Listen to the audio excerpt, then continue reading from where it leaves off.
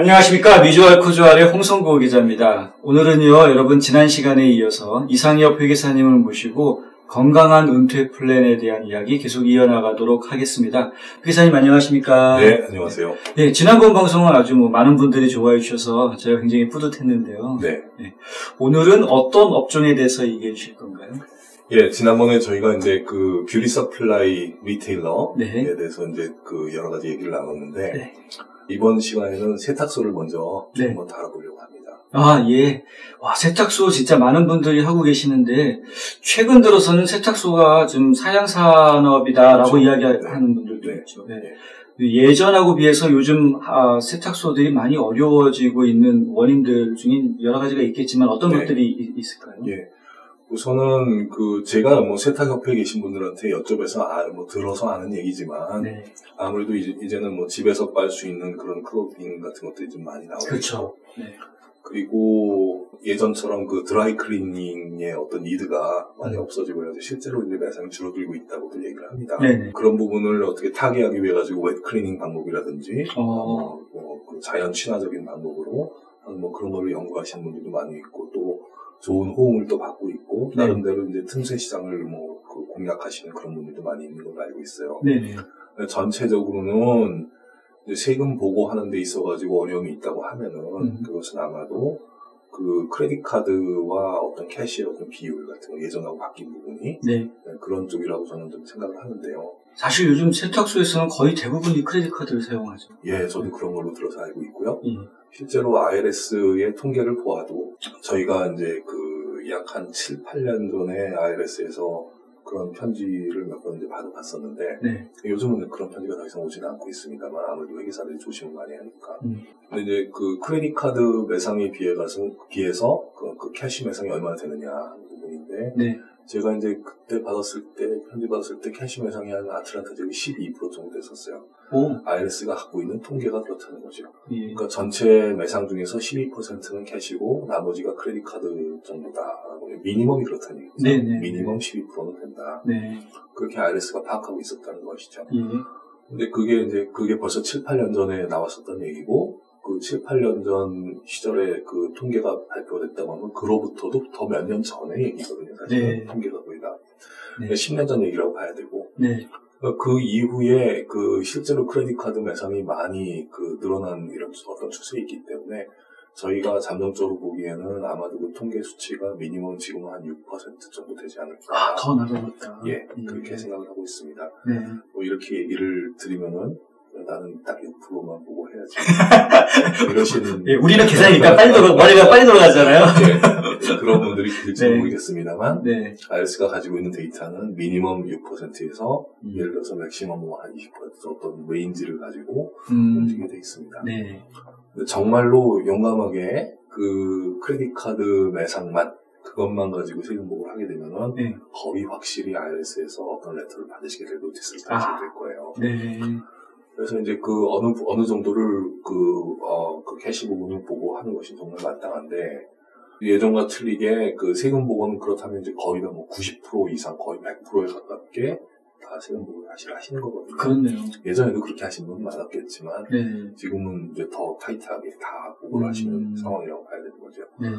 근데 이제 반면에 세탁소에서 나가는 비용들 중에서 렌트와 장비값을 제외한 가장 큰 세 번째 비용이 결국은 페이롤인데, 네. 그 페이롤은 인플로이들하고의 어떤 관계는 아직까지도 많은 인플로이들이 캐시로 지급받기를 원하고 있는 경우들이 많이 있습니다. 그렇죠. 특별히 세탁소는 그런 분들이 많죠. 예, 맞습니다. 제가 들은 얘기로는, 네. 홍 기자님도 아시겠지만은, 절반은 캐시로 페이하고, 네. 절반은 체크로 페이하고, 이런 행태가 네. 지금 만연돼 있는 어떤 커먼센스가 통하는 서로 간에 네. 그렇게 돼 있는 예. 분위기인 것 같습니다. 그리고 또 거기에다가 법적인 이민상의 지위가 완벽하지 않은 사람들이 그래서 이제 일을 하려고 하면은 그런 분들한테는 제대로 된 페이로를 할 수가 없으니 네. 100% 다 캐시로 페이해야 되는 경우도 있겠죠. 아마. 그렇죠. 네. 그럼 오너만의 잘못도 아니에요. 직원분들이 그 아이디를 보자, 소셜 시큐리티 넘버를 가지고 와라라고 했을 때 전혀 엉뚱한 본인 것도 아닌 이상한 가짜 번호를 갖고 오다지 이런 그런 경우도 있죠. 네. 네. 너무나 많은 경우가 있기 때문에 네네. 근데 이제 분명한 것은 내가 이제 예전처럼 그 페이할 수 있는 캐시가 여유가 전혀 없는데도 불구하고 아직도 이렇게 비용 처리를 하지 못하는 그런 비용이 있다는 것입니다. 네, 그런 부분이 점점 운영하기가 어렵다, 사양 산업이다라고 생각하시는 게 이제 그런 쪽이 아닐까 싶고요. 네. 두 번째로는 이제 경쟁이겠죠. 네. 그 한국 분들이 많이들 하고 계시는 시장에 뭐 다른 이민자, 뭐 새로 들어오시는 어떤 내셔널리티에 계신 분들이 집중적으로 더 세탁소에 투자를 하신다든지. 네, 그런 부분이 있기 때문에 점점 이제 어렵게 힘들다는 얘기를 하고 있고, 세탁소 협회에 계시는 분들이 그런 어려움을 얘기를 좀 하시는 편입니다. 제가 오늘 드리고 싶은 거는 저는 어떤 비즈니스 아나리시스를 하는 사람은 아니니까. 네, 그렇죠. 네. 이제 저희는 이제 어떻게 하면은 세금을 효과적으로 관리해서 은퇴를 준비하느냐 그 얘기를 지금 제가 하려고 하는 거예요. 지금 노아은행에 오셔서 다양한 금융 서비스를 누려보세요.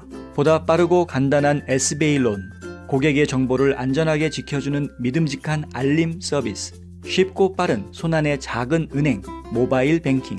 한인사회와 함께 성장해온 노아은행이 감사하는 마음으로 여러분을 모십니다. 좋은 사람들이 모여있는 좋은 은행. 노아은행. 그 세탁소를 예를 들어서 뷰티 서플라이하고 비교를 하면 세탁소에는 인벤토리라고 하는 게 없죠. 네. 뭐 약품 장비밖에 없죠. 장비밖에 없죠. 근데 이 장비가 인벤토리하고 굉장히 비슷한 역할을 합니다. 궁극적으로 보면. 장비를 맨 처음에 샀을 때 예를 들어서 뭐 장비값만 한 30만 불을 들여가지고 세탁소를 셋업을 했다든지 누구한테 샀다든지 이렇게 되겠죠. 근데 그 장비 값은 차츰 디프리시에이션, 그러니까 감가상각, 감가상각을 통해서 비용을 점점 빼게 돼 있습니다. 그것도 그 어떤 분들의 경우에는 또 뭐 필요가 필요하신 경우에는 감가상각을 특별히 다른 일반적인 방법보다 더 빨리 해가지고 감가상각 비용을 그 비즈니스 초창기로 다 몰아버리는 그런 전략을 선택하시는 분들도 있어요. 다른 비즈니스가 있는 경우에. 다른 비즈니스가 있어가지고 거기서 인컴이 대단히 많이 나올 때 이 세탁소의 장비를 비용으로 처리를 하는 거죠. 그렇게 해서 마이너스를 만들면 전체적으로 세금 레벨 아웃이 되니까 그런 방법을 생각하고 하여튼 디프리시에이션은 굉장히 디프리시에이션이 많이 되는 비즈니스라는 거예요. 근데 이제 대부분의 경우에 디프리시에이션 감가상각을 하는 것이 7년 또는 길어봐야 10년 정도에 끝나게 돼 있거든요. 그럼 뭐 한 해에 보통 3만에서 5만 불 정도 감가상각이 나올 수 있죠. 그렇죠. 그러니까 30만 불 어치의 장비라고 하면은 3만 불에서 5만 불 정도가 이제 비용 처리가 되는데, 그 IRS에서 갖고 있는 감가상각 테이블을 보면은 비즈니스 첫 해하고 두 번째 해는 많이 되고, 그러니까 프론트 로딩이에요. 앞쪽이 많이 되고, 갈수록 점점 감가상각 비용이 줄어들게 돼 있습니다. 그래서 7년이나 10년 정도 되면은 0까지 가는 것이죠. 그러니까 세탁소를 운영하시는 분들이 비즈니스 첫 해, 둘째 해에 세금을 거의 낼 일이 없는 이유가 그거예요. 처음에 감가상각이 굉장히 많이 되거든요. 3년차, 4년차 되면은 세금이 점점 늘어나기 시작해서, 나는 비즈니스 매상은 똑같은데 왜 회계사는 나한테 자꾸 세금 더 내라고 할까? 이제 그런 생각을 하시는 거죠. 두 번째 요인이 이제 융자입니다. 융자를 세탁소 융자하시는 분들 많은데 융자가 잘 되니까요. 장비가 있고 담보가 있으니까. 융자를 하게 되면은 융자도 마찬가지로 나는 똑같이 매달 똑같은 그 융자 원리금을 갖고 있지만 그 원리금 갚는 것 중에서 이자 부분이 비즈니스 첫 해, 둘째 해는 훨씬 더 많고요. 뒤로 갈수록 이자 부분이 줄어들게 돼 있죠. 그러니까 첫째, 둘째 해는 이자 공제를 많이 하게 되고 갈수록 좀 더 못하게 돼 있습니다. 그렇기 때문에 뒤로 갈수록 점점 세금을 많이 내는 구조가 되는 거예요. 야, 그렇군요. 더군다나 이제 7년이나 10년이 다 지나고 난 다음에는 감가상각이 다 끝나고 이자 비용도 아주 미니멈으로 줄어들기 때문에 비즈니스는 똑같고 그리고 집으로 가져갈 수 있는 생활비도 항상 거의 비슷한데 세금만 갑자기 느낌으로는 2배, 3배를 더 내는 느낌으로 그렇게 되실 거예요. 그래서 세탁소를 운영하시면서 이 세금을 어떻게 줄일 수 있느냐, 그런 상담을 하시는 분들이 너무나 많고, 그 부분 저희가 뭐 합법적으로 말씀드릴 수 있는 것은 리타이먼트 플랜 하세요. 퀄리파이드 리타이먼트 플랜 해가지고 하다못해 IRA라도 1년에 오너 부부분 두 분이 합쳐가지고 한 뭐 12,000불, 뭐 많으면 13,000불 그렇게 할 수 있는 거라도 꾸준히 하셔가지고 세금 세이브 하세요라고 저희가 드릴 수 있는 어떤 좋은 중에 제일 좋은 조언인 것 같습니다. 제가 보기에는. 아. 예. 근데 이제 그렇게 매년 세금을 세이브하실 수는 있는데, 네. 나중에 이 세탁소를 팔을 때, 네. 팔을 때가 이제 굉장히 큰 문제가 생기죠. 뷰리 서플라이에 비해 가지고 훨씬 더 큰 문제가 생깁니다. 네. 무슨 얘기냐면은, 뷰리 서플라이는 나중에 팔을 때에 양도소득이 나오는데, 네. 그 양도소득이라고 하는 것은 매매가와 내 장부상에 있는 인벤토리의 차이거든요. 네. 내 인벤토리가 10만 불 있었는데 100만 불에 팔았다고 하면 양도소득이 90만 불이죠. 네. 그러니까 남는 돈이 100% 다 양도소득이라는 거예요. 뷰리 서플라이는 네. 다 양도소득입니다. 근데 세탁소는 그거하고는 어차피 인벤토리라고 하는 게 없기 때문에 없죠. 네. 내가 만약에 맨 처음에 50만 불에 셋업한 비즈니스인데 나중에 50만 불에 만약에 팔았다 라고 하면은 그 50만 불이 다 양도소득이면 참 좋겠는데 그렇지가 않습니다. 네. 왜냐하면은 IRS는 그동안 감가상각을 통해 가지고 그 세제상 혜택을 본 부분은 네. 양도소득의 혜택을 본 게 아니라 일반 소득의 혜택을 본 것이거든요. 네. 매년 일반 소득을 줄여주는 방향으로 감가상각을 썼다는 거죠. 네. 그렇기 때문에 나중에 팔을 때는 그동안 썼었던 감가상각을 다 도로 돌려내라고 얘기를 합니다. 감가상각을 애드백한다고 하거든요. 그동안 했었던 감가상각을 다시 인컴으로 잡아야 되는데 그 인컴으로 잡을 때에 그 감가상각이 양도소득으로 가서 붙는 게 아니라 일반 소득으로 가서 붙는 거예요. 그게 아주 큰 문제입니다. 예를 들어서 50만 불짜리 세탁소를 샀는데 네. 그 안에 장비가 만약에 30만 불이 있었다고 한번 해보죠. 네. 그럼 그 30만 불은 감가상각을 통해서 10년만 지나면은 가치가 제로가 되는 것이거든요. 네. 세탁소에 남아있는, 심플하게 생각하면 세탁소에 남아있는 잔존 가치는 50만 불에서 장비 감가상각 30만 불 빼고 난 20만 불이 잔존 가치가 되는 거죠. 네. 그 20만 불의 잔존 가치를 다시 50만 불에 판다고 하면은 사람들이 생각하기에 양도소득 30만 불 나왔구나 이렇게 생각을 아마 하실 거예요. 근데 그렇지가 않습니다. 네. 그 양도소득 30만 불을 IRS에서는 그동안 감가상각을 통해 가지고 일반 소득상의 어떤 혜택을 받았기 때문에 네. 그 양도소득의 대부분이 다 일반 소득이다. 네. 라고 파악을 하게 되어 있습니다. 네. 그게 이제 리캡처라고 하는 거예요. 그런 거를 리캡처라고 얘기를 합니다. 네. 많은 분들이 굉장히 잘 모르고 계세요. 그래서 세탁소를 팔았을 때는 어떤 그 양도소득만 나온 게 아니라 일반 소득이 잔뜩 튀어나오게 돼 있기 때문에 네. 감가상을 워낙 많이 했으니까요. 잔뜩 튀어나오기 때문에 세금상의 어떤 문제가 훨씬 더 크게 발생을 합니다. 그래서 거기에서 이제 회계사가 할 수 있는 어떻게 보면 최선이라고 할 수 있는 것은 맨 처음에 샀을 때에 비해 가지고 실제로 그 장비값이 줄어들었겠죠. 예. 장비가 노화가 됐으니까. 그렇죠.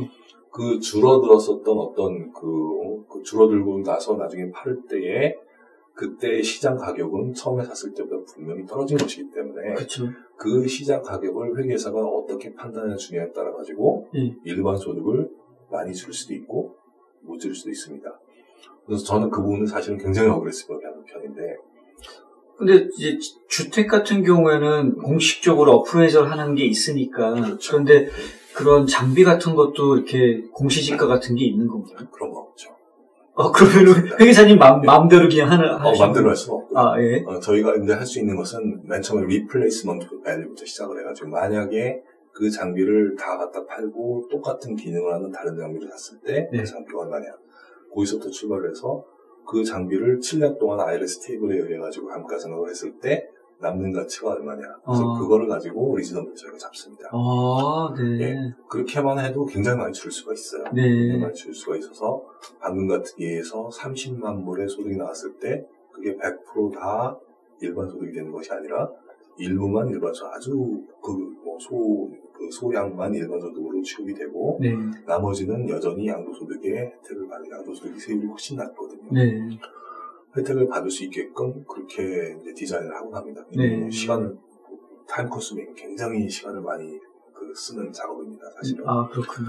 평생 한 번 파시는 거기 때문에 회계사가 그쪽에서 많이 노력을 해야 되겠죠. 네. 지난 30년 동안 내 손님이었었는데, 그렇죠? 그렇게 생각을 하고 있는데 어찌됐건 그래도 일반 소득이 없을 수는 없다는 거죠. 네. 장비의 가치가 0이 되지는 않기 때문에요. 그렇죠. 0이 되지는 않기 때문에 항상 갖다가 팔게 되면 어느 정도 값을 받을 수 있는 그런 상태니까. 그래서 그 일반 소득이 나오기 때문에 오히려 뷰티 서플라이에 비해 가지고 더 큰 그 세금이 나올 때가 많이 있어요. 네. 세탁소 하시는 분들한테 네. 물어보면은 그 뷰티 서플라이 하시는 분들에 비해 가지고 팔았을 때 세금 걱정을 좀 더 많이 하세요. 사실은. 그렇군요. 네. 뭐 주변에 있는 분들이 세금 많이 내고 하는 걸 많이 보였을 테니까 네. 그랬을 것 같습니다. 근데 여기에서도 이제 뭐 동일한 룰이 적용이 됩니다. 네. 결국은 제가 이제 말씀드리고 싶은 것은 언제나 이제 팔을 때는 12월 달에 팔지 마시고 네. 1월 달에 파세요. 1월 달에. 네. 예, 엄청난 차이가 나니까 네. 12월 달에는 절대 팔지 말고 네. 며칠만 뒤로 미뤄가지고 1월 달에 파시는 걸로 했으면 참 좋겠고요. 예.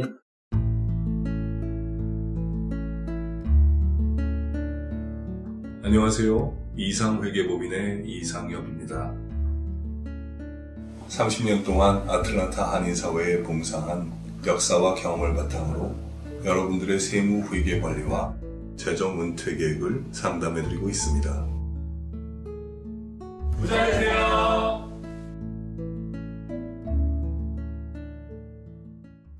엄청난 차이가 나니까 네. 12월 달에는 절대 팔지 말고 네. 며칠만 뒤로 미뤄가지고 1월 달에 파시는 걸로 했으면 참 좋겠고요. 예. 그럼 일단은 일반 소득이 제로인 상태에서 출발할 수가 있으니까 네. 발생하는 것들이 이제 거의 다 양도소득이 되는 거죠. 그러나 이제 세탁소의 경우에는 양도소득과 일반 소득이 섞여 있다고 제가 말씀드렸잖아요. 반대에. 네. 그러니까 우리가 쓸 수 있는 작전은 뭐냐면은 그 양도소득하고 일반 소득이 섞였을 때 물론 일반 소득을 최소화로 하려고 노력을 해보지만 리즈너블하게 해야지 너무 심하게 하면 안 되거든요. 네. 리즈너블한 상태에서 만약에 했다고 하면은 그 금액만 없애주는 거예요. 일반 소득만 없애주는 겁니다. 일반 소득만 없앨 수 있을 정도까지만 리타이먼트 플랜을 가동을 하는 거죠. 예를 들어서 뭐 그 리타이먼트 플랜이 401k가 될 수도 있고 네. 프로핏 쉐어링이 될 수도 있고 그리고 그 세탁소가 아주 대형 큰 세탁소라도 양도소득, 일반 소득이 많이 남는 경우에는 디파인드 베네핏이 될 수도 있습니다. 네.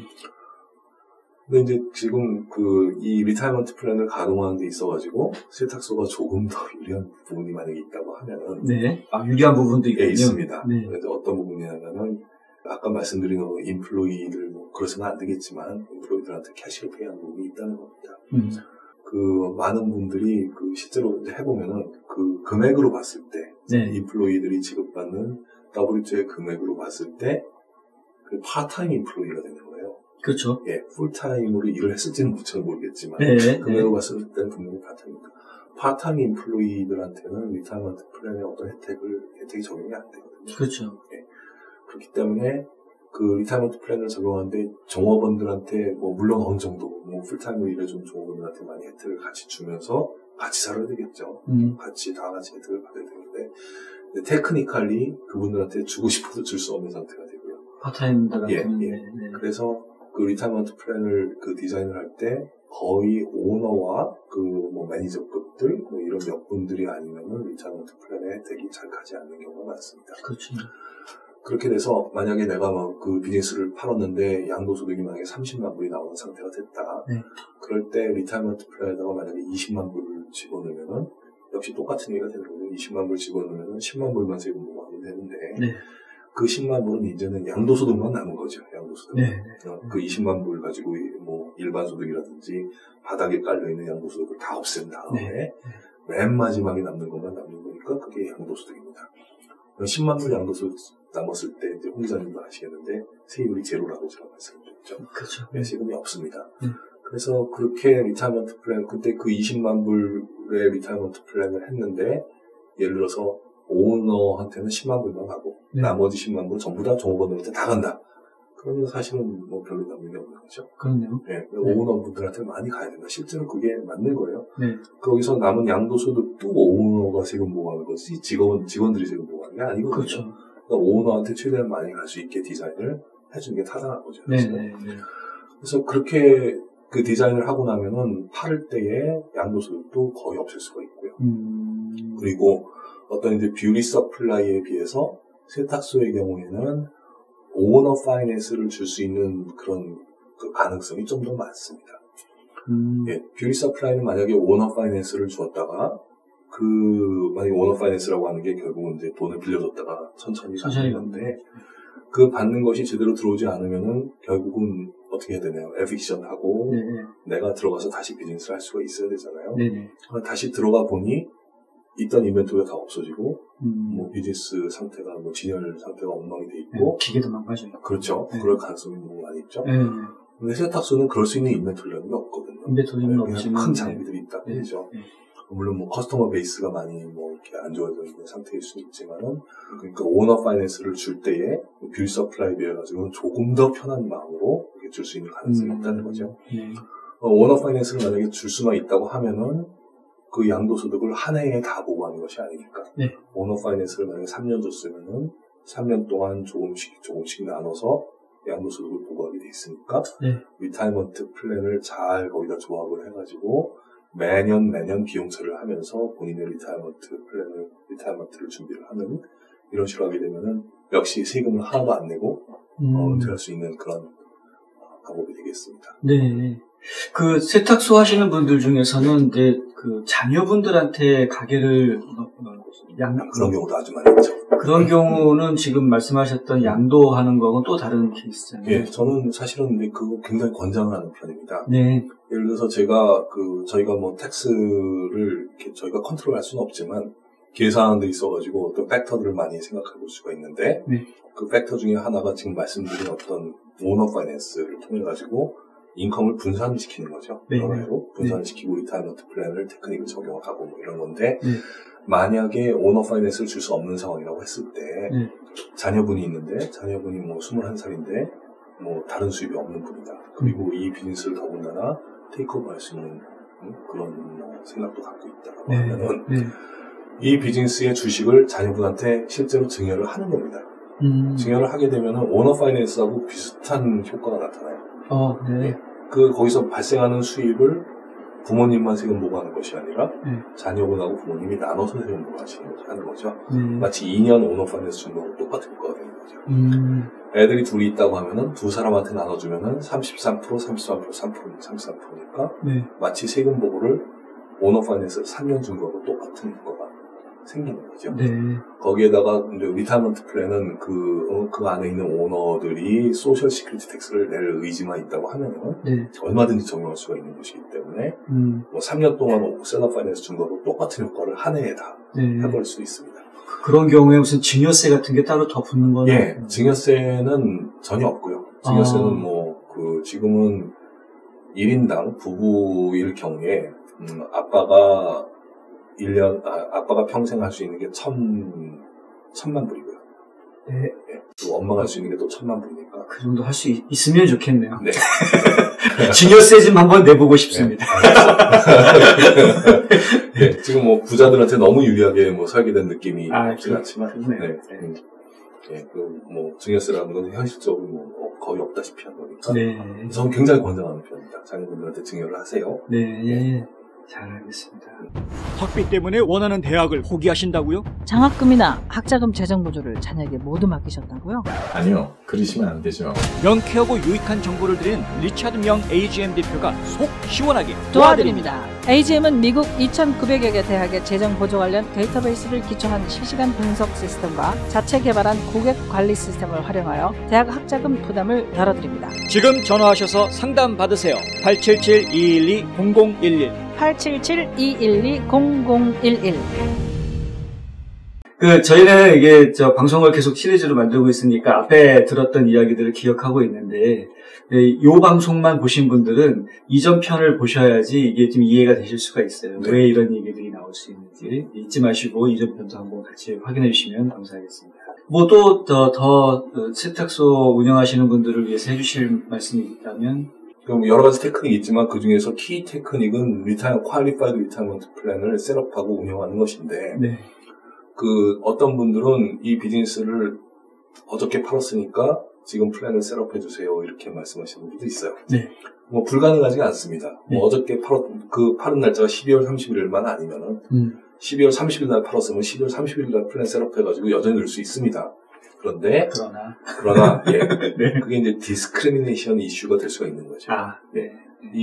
그 비즈니스를 팔아가지고 인컴이 잔뜩 몰려있는 그 한 해에만 리타이먼트 플랜을 적용해가지고 했다고 하면은 이게 과연 오너와 거기서 일하고 있는 인플로이들한테 골고루 혜택이 갈 수 있게끔 이렇게 제작된 디자인이 맞느냐.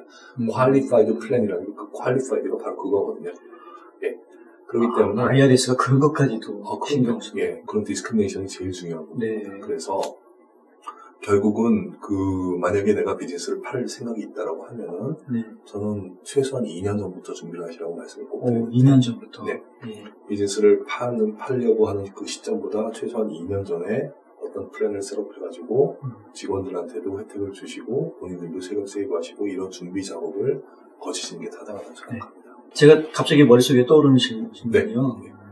팔고 싶었으나 네. 팔리지가 않은 거예요. 네. 그런데 너무 힘들어서 비즈니스는 계속 할 수가 없어서 네. 그냥 문을 너무 안타까운 일이지만 네. 예. 이런 경우에 세금 관계는 어떻게 됩니까? 예. 근데 그럴 경우가 이제 여러 가지 문제가 있는데요. 그냥 이제 문을 닫았습니다. 네. 문을 닫았으면은 그거는 대단한 손실이죠. 네. 예. 그러니까 지금까지 내가 그 디프리시에이션을 감가상각을 다 하지 못한 어떤 잔존 가치가 남아 있다고 하면은 그 잔존 가치를 한꺼번에 로스로 처리를 해야 되는 거죠. 네. 한꺼번에 많이 나고. 근데 그게 세금 보고하는 데 있어서 굉장히 큰 어려움이 있어요. 그럼 정말 이제 문 닫았습니다라고 했을 때, 네. 그 로스를 한꺼번에 20만 불 로스다라고 한꺼번에 하면은, 그 리포트를 받아보는 IRS 입장에서는 이해가 가지 않는 리턴이 되는 거죠. 이 비즈니스를 운영을 하다가 말고 갑자기 문을 닫아가지고 20만 불이 손실이 났어? 예, 이거 감사가 너무너무 감사를 나가고 싶고, 굉장히 궁금하겠죠. 그러네요. 실제로 제 개인적인 경험상으로는, 네. 그렇게 한꺼번에 로스를 비즈니스를 갑자기 문을 닫아가지고 로스 처리하는 거를 저희가 이제 보통 NOL, Net Operating Loss가 생겼다고 얘기를 하는데, 네. NOL이 발생했다라고 얘기를 하는데, 그런 NOL 케이스의 경우가 한 3건에 한 번은 나오는 것 같아요. 그렇게 많아요? 굉장히 많습니다. 그래서 그게, 과연 이게 랜덤픽이 아니라 이거는 타겟 감사가 아닐까 싶을 정도로 그런 NOL이 갑작스럽게 발생하고 지금 감사가 많이 나와요. 예.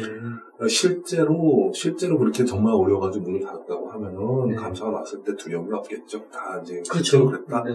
라고 설명하는데 이제 그 감사가 나오면은 괜히 딴 것도 또 많이 보니까 굉장히 심적으로 고생 많이 하십니다. 네. 그래서 저희가 처리할 때는 보통은 어떻게 하냐면은 비즈니스를 문을 닫고 나왔을 때 사실은 내가 혜택을 보는 부분도 있긴 있어요. 그게 뭐냐면 렌트입니다. 렌트. 네, 그렇죠. 예, 렌트 계약을 예를 들어서 3년을 했었는데 중간에 문을 닫고 나오다 보니 렌트를 다 페이하지 않게 된 거죠. 네. 그걸 랜드로드가 정말 지독한 사람이라고 하면 문 닫고 나온 사람한테도 끝까지 쫓아와가지고 변호사를 고용하고 그 장비 리는 거는 사람도 있고 그렇죠. 예, 장비는 어차피 포기하는 거죠. 포기하는데 그 렌트를 꼭 받아야 되겠다라고 해가지고 남은 렌트 기간 동안에 뭐 다 내라 이렇게 하는 경우도 있습니다. 그렇죠.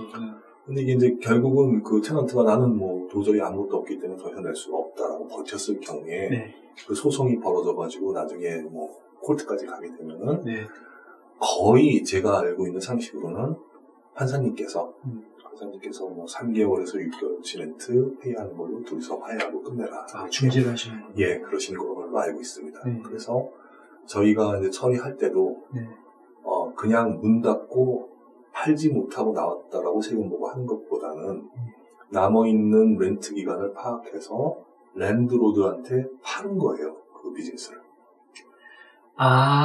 예, 랜드로드한테 그 비즈니스를 넘겨주고 그 대신 렌트를 탕감을 받은 거죠. 네. 그렇게 보고를 하시는 것이 사실상으로 내용상으로도 맞고 세금 보고상으로도 더 안전합니다. 또 그런 방법이 있군요. 상당히 마음이 상한 그런 상황이기 때문에 그런 생각을 미처 하실 수 없을 것 같긴 한데, 차라리 그냥 야반 도주하시는 것보다는, 랜드로드한테 장비를 넘겨주시고, 렌트 문제 해결하시는 게 차라리. 그런 방법이 있었군요. 오늘, 저희 세탁소에 대한 이야기 해주신 이상엽 회계사님 정말 감사드리고요. 다음에 또 뵙도록 하겠습니다. 감사합니다. 감사합니다.